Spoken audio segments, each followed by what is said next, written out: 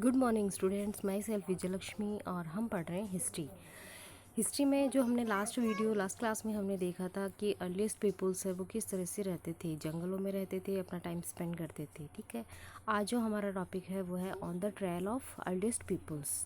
तो उसके बाद जो लोगों का जीवन था वो किस तरह से उनकी जर्नी शुरू हुई थी, किस तरह से उन्होंने अपने आप को आगे बढ़ाया था, ये हम सेकेंड चैप्टर के अंदर देखेंगे। तो इसकी जो मेन हेडिंग है वो हम देख लेते हैं पहले। द अर्लीस्ट पीपल्स में वर दे ऑन द मूव्स। लोग जो है वो एक जगह से दूसरी जगह मूव क्यों करते थे, एक जगह से दूसरी जगह जाते थे, one place to other place. उसके बाद में सेकंड जो हमारा टॉपिक रहेगा वो है मेकिंग स्टोन टूल्स। उसके बाद में उनको जब टूल्स की ज़रूरत पड़ी तो उन्होंने जो है स्टोन्स को यूज़ करके टूल्स बनाना शुरू किया। थर्ड जो हमारा टॉपिक रहेगा चेंजिंग एनवायरनमेंट के अंदर क्या क्या चेंज हुए जब पीपल्स एक जगह रहने लग जाते हैं और अपने आसपास की जो एरिया होता है उसमें क्या क्या चेंजेस आ जाते हैं। एग्रीकल्चर रिवॉल्यूशन हुई थी, लोगों ने ग्रुप में रहना स्टार्ट किया और फिर उन्होंने एग्रीकल्चर स्टार्ट कर दी थी। उसके बाद में हम पढ़ेंगे division of human historical times. Human का जो हिस्टोरिकल टाइम है, ऐतिहासिक जो टाइम है, उसको 3 पार्ट्स में डिवाइड कर दिया गया था। ठीक है, पैलियोलिथिक्स, मेसोलिथिक्स एंड नियोलिथिक्स। तो ये जो 3 टाइप्स हैं, सबसे पहला है पैलियोलिथिक्स। इसका मतलब होता है स्टोन एज से पहले का टाइम। मतलब लोगों को उस टाइम स्टोन यूज़ करना नहीं आता था, स्टोन को उन्होंने डिस्कवर भी नहीं किया था, उनको नहीं पता था कि स्टोन जो है वो उनके क्या काम आ सकता है। तो ये उस टाइम की बात कर रहे हैं। सेकंड जो है वो मेसोलिथिक्स के अंदर जो होता है उन्होंने स्टोन्स है उसका यूज़ करना शुरू किया। और थर्ड जो था ना नियोलिथिक्स, मतलब स्टोन एज के आगे की एज, जिसमें उन्होंने इस चीज़ को और ज़्यादा डेवलप करके यूज़ करना स्टार्ट कर दिया। नेक्स्ट जो आएगा रॉक पेंटिंग्स ऑफ फ्रांस के अंदर जो रॉक्स, जो चट्टानें होती है, बड़े बड़े स्टोन्स होते हैं, उनके ऊपर उन्होंने पेंटिंग स्टार्ट की। तो ये सारे चैप्टर जो है जो टॉपिक है हम इस चैप्टर में कवर करेंगे। इसी के साथ हम फर्स्ट जो हमारा टॉपिक है वो देखते हैं। Why were they on the moves. जो भी लोग हैं वो एक प्लेस से दूसरे प्लेस पे मूव क्यों करने लगे। जैसे हम लोग हैं वो अपनी जगह पे रहते हैं, उसी तरह से पुराने टाइम में लोग जो है वो किस तरह से एक जगह से दूसरी जगह जाते थे और उनको जाने की ज़रूरत भी क्यों पड़ती है। ठीक है,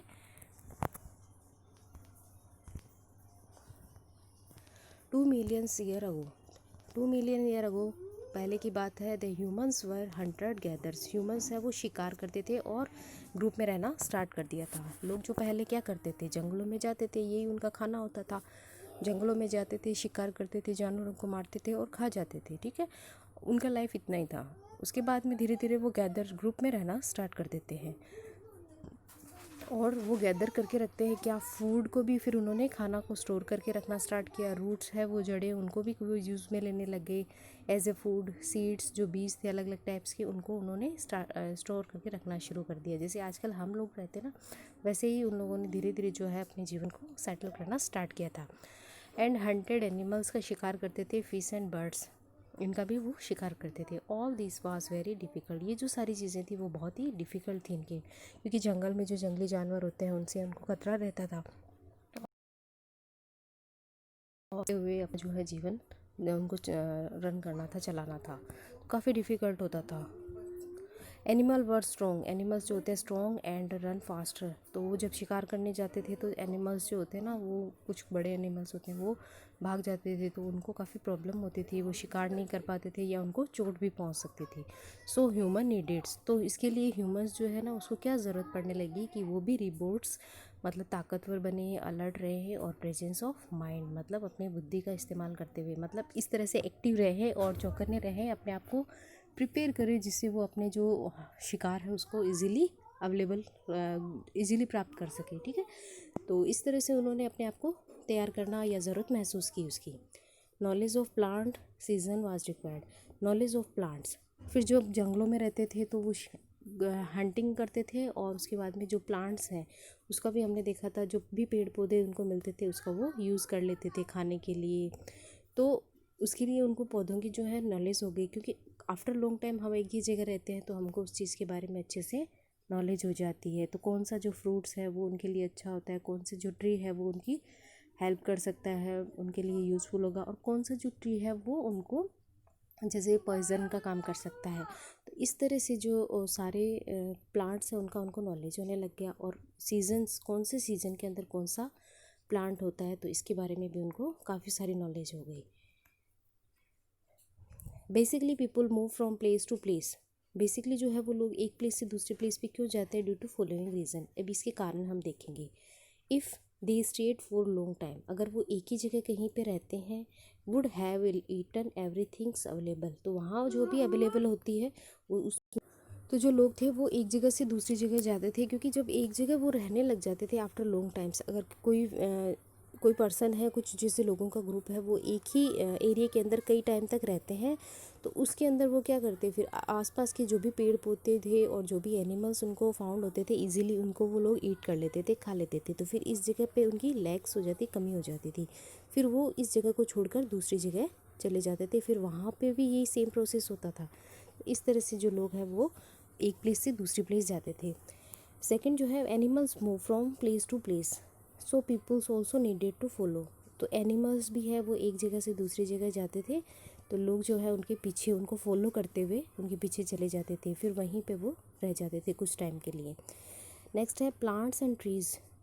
प्लांट्स और ट्रीज़ जो होते हैं ना वो ग्रो अकॉर्डिंग द सीजन्स। अब वो सीज़न के अकॉर्डिंग ही ग्रो होते हैं। जैसे कि कहीं पे कुछ जैसे प्लांट्स होते हैं, कुछ जो ट्रीज़ होते हैं वो विंटर समर में होते हैं, कुछ होते हैं समर सीज़न में होते हैं। तो वो क्या करते हैं, जिस सीज़न में जहाँ पे जिनको जो फ्रूट्स और जो ट्री इजीली मिल जाता था वो वहाँ पे रहते थे, फिर नेक्स्ट टर्म के अंदर वो दूसरी जगह चले जाते थे जहाँ पे उनकी जो फूड की जो नीड है वो कंप्लीट हो जाए। और इसी सीरीज़ के अंदर फिर उनको ये भी पता चल गया कि कौन से सीज़न में कौन सा फ्रूट होता है, कौन सी सीज़न में कौन सा ट्री ग्रो करता है, तो फिर वो वापस से इसी सर्कल में आ जाते थे। तो इस तरह से जो उनका एक जगह से दूसरी जगह जाने का जो प्रोसेस है वो कंटिन्यू रहता था। नेक्स्ट है पीपल नीड वाटर ऑलवेज। लोग जो है उनकी बेसिक जो नीड है वो है पहला तो हमने देखा फूड था, उसके बाद में वाटर है, ठीक है। तो पानी के लिए जो लोग हैं वो बहुत सारी जगह जाते थे। तो many sources of water are non perennial, so they get dried. Non perennials जो होते हैं ना, जो हमेशा पानी उसमें नहीं रहता, उसको बोलते हैं नॉन पेरेनियल। इसके बारे में हम आगे देखेंगे। तो लोगों की जो बेसिक नीड होती है वाटर, तो वाटर के लिए लोग क्या करते हैं, एक पर्टिकुलर जगह चूज़ करते हैं जहाँ उनको इजीली वाटर अवेलेबल हो जाए। तो नदी का जो किनारा होता है, किसी भी नदी के किनारे पे वो लोग रहते हैं जहाँ पे उनको पानी मिले और वो अपनी जो नीड है उसको पूरा करें। तो कुछ जगह ऐसी होती है जहाँ पे पानी नहीं होता है, तो फिर उनको वो जगह छोड़नी पड़ती है। तो इसी सीरीज़ में हम देखते हैं पेरेनियल मीन्स। तो source of water are those, पानी के वो सोर्स जैसे rivers and lakes in which water is available throughout the year. पानी के ऐसे सोर्सेज जहाँ पे उनको साल भर पानी मिलता रहे, मतलब कंटिन्यू उनको पानी मिलता रहे, कभी पानी की कमी नहीं हो। जैसे गंगा एंड यमुना रिवर, इसके जो आसपास का एरिया होता है वहाँ पे क्या होता है कि पूरे ईयरली पानी मिलता रहता है। जो गंगा और यमुना जो रिवर है, इनका जो वाटर होता है वो ऐसी जो ग्लेशियर्स होते हैं हिमालयाज़, वहाँ से आता है। तो गंगा और यमुना का जो रिवर होता है वहाँ पे क्या होता है, उनका जो पानी ग्लेशियर से आता है, आइस जो होती है पहाड़ों से पिघल के और इस नदी के अंदर फ्लो में आती है। तो इस वजह से यहाँ पानी की कमी नहीं होती है। तो इनको बोलते हैं पेरेनियल सोर्स। कुछ होते हैं नॉन पेरेनियल। इसके अंदर source of water are those rivers and lakes in which water is not available throughout the year. मतलब साल भर पानी नहीं मिलता है, कुछ टाइम तक पानी मिलता है, उसके बाद में वो पानी है वो सूख जाता है। Water in them get dried up in the season, summer season के अंदर। तो इसके अंदर ये होता है जैसे कोई रिवर है, कोई लेक है, उसमें जैसे पानी होता है, उसके बाद में लोग इसको यूज़ कर लेते हैं, या फिर बहुत ज़्यादा गर्मी होती है तो वो पानी ड्राइड हो जाता है, ख़त्म हो जाता है। तो इसमें फिर कुछ टाइम होता है तब पानी की कमी हो जाती है, लेक ऑफ वाटर। तो इस वजह से लोग जो होता है फिर इस जगह को छोड़कर दूसरी जगह जाते हैं जहाँ पे उनको पूरे जो साल भर पानी मिलता रहे। तो जहाँ पे कम पानी वाली समस्या रहती है वो होगी महानदी और कृष्णा रिवर। ये नदियाँ क्या होती है कि रेनी सीज़न पे डिपेंड रहती है। जब बारिश आती है तो ये पानी से भर जाती है और फिर धीरे धीरे इसका पानी यूज़ में आ जाता है, और कभी बारिश कम होती है तो इसका पानी है वो पूरी तरह से सूख जाता है। तो फिर जो यहाँ के जो लोग हैं वो दूसरी जगह शिफ्ट हो जाते हैं। ये हमारे इंडिया के साउथर्न पार्ट्स में होता है, क्योंकि वहाँ पे कोई ग्लेशियर वगैरह नहीं है, वो सारी की सारी रेन पे ही डिपेंड रहती है। जब बारिश होती है तो बारिश का पानी ही यहाँ आता है। नेक्स्ट है हाउ डू वी नाउ, हम कैसे जानते हैं। अब जैसे हमने देखा था लोग एक जगह से दूसरी जगह रहते हैं, लोगों ने शिकार करना स्टार्ट किया था, तो इसके बारे में हमको कैसे पता चलता है। आर्चियोलॉजिस्ट जो इतिहासकार होते हैं, पुराने खोज करने वाले, कि पुरानी चीज़ों को फाइंड करते हैं। हैव फाउंड, उन्होंने पाए टूल्स, उनको टूल्स मिले हैं मेड ऑफ वुड, जो लकड़ी से बने हुए, बोन्स एंड स्टोन से बने हुए हैं। तो इनको टूल्स मिले हैं जो बोन से, स्टोन से और वुड से बने हुए थे, ठीक है।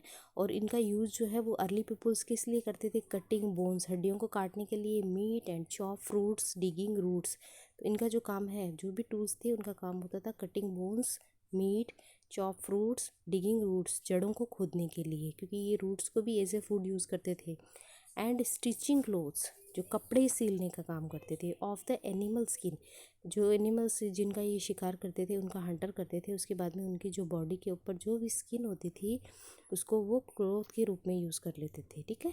क्योंकि उस टाइम कोई जो थ्रेड है उसका डेवलपमेंट नहीं हुआ था, तो ये जो एनिमल्स की जो स्किन है उसी को एज ए क्लोथ यूज़ करते थे।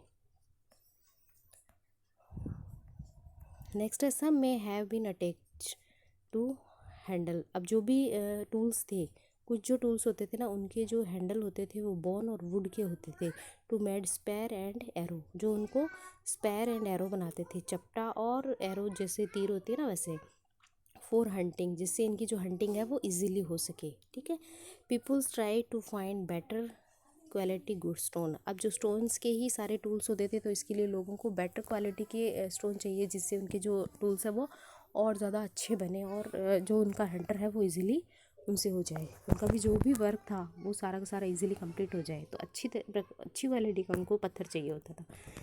इसके लिए जो लोग होते हैं वो एक जगह से दूसरी जगह जाते थे, ठीक है, और जो अच्छी क्वालिटी का स्टोन है उसको फाइंड करते थे। तो इसके लिए वो लोग क्या करते थे, एक जगह पे रहने लग जाते थे जहाँ पे उनको अच्छी क्वालिटी के स्टोन मिलने की पॉसिबिलिटी होती है। तो उसको बोलते हैं हैबिलिशंस, मतलब एक जगह रहना और कम फैक्ट्री साइड और वहीं पे काम करने लग जाना, ठीक है। भाई जैसे वो स्टोन को सर्च करने के लिए दूसरी जगह जाते, फिर उनको जैसे वहाँ पे स्टोन मिल जाते तो फिर वो लोग क्या करते, वहीं पे रह जाते और अपना जो वर्क है उसको कंटिन्यू करते। तो इसी के साथ में हमको एक जगह मिली है भीमबेटका, जो एमपी के अंदर है। भीमबेटका के अंदर क्या है, वहाँ पे केव्स बनी हुई है, गुफाएं, जो रॉक शेल्टर्स का काम करती है। जैसे चट्टानें होती है, बड़ी बड़ी जो रॉक्स होती है उनको काट के और उनकी केव्स बना दी गई हैं। तो इस केव्स के अंदर जो है वो लोग रहने लग गए थे और अपना काम करते थे। तो ये केव जो है वो लोगों को शेल्टर प्रोवाइड करवाते थे, एसी होम की तरह उनको यूज़ करते थे, जिससे रेन, हीट और विंड वाला जो टाइम होता था इसमें जो लोग हैं इजीली रह सकते थे और इनसे इनको बचाव होता था। तो इसलिए जो भीमबेटका की जो केव है, इसी तरह से बहुत सारी केव्स मिली है, बहुत सारे जो रॉक्स है उनका यूज जो है लोग हैं वो अपने शेल्टर के लिए करने लग गए थे। नेक्स्ट आएगा मेकिंग स्टोन टूल्स, तो ये हम नेक्स्ट क्लास में पढ़ेंगे। तो आई होप आपको यहाँ तक समझ में आ गया होगा।